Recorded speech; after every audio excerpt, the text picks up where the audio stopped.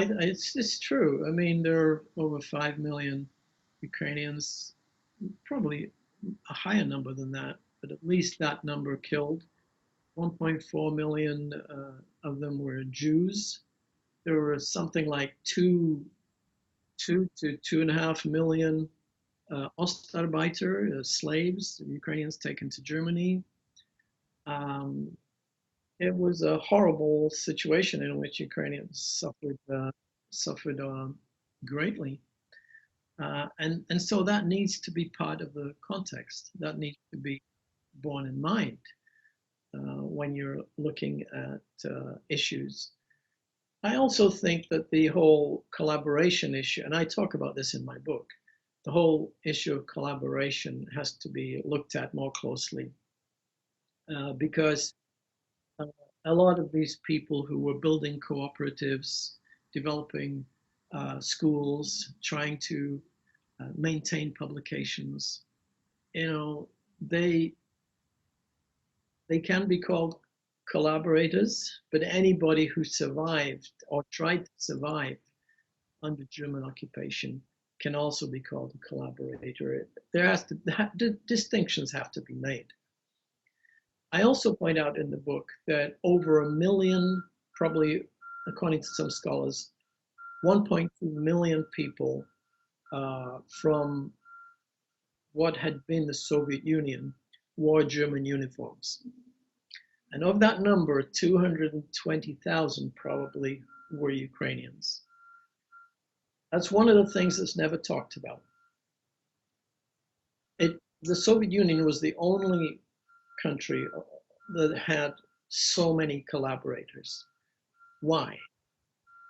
What made over 1 million people take up in various forms German uniforms? What was it that motivated them? Unless you answer that question, you don't have a picture of what these people were like and what it was like to survive Stalinism, what was in their heads, what they thought that the war may lead to. And so one of the most important takeaways from a study of the division is the argument that they put forward for joining the division. And that was that they felt they weren't supporters of Hitler. How could they be? Hitler wanted to exterminate the Slavs. He had no interest in supporting Ukrainian statehood. They were aware of that.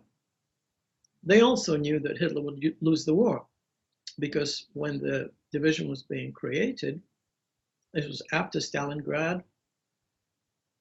It was clear that Hitler was, the Germans were going to be pushed back on all fronts. So the reason for joining was because Ukrainians felt they needed an army at the war's end.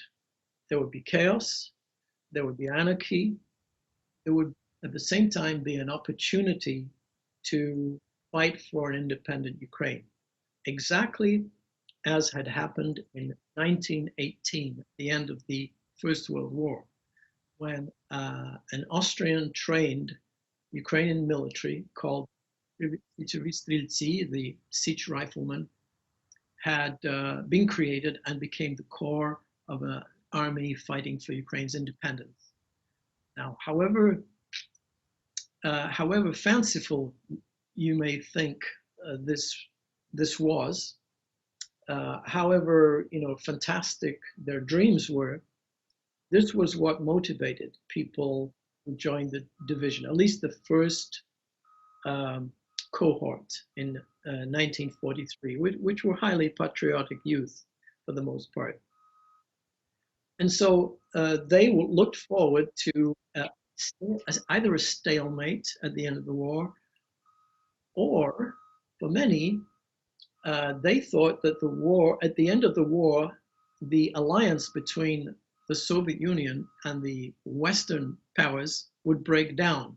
And at that point, they could switch sides to the West, to the Western side, and fight for an independent Ukraine.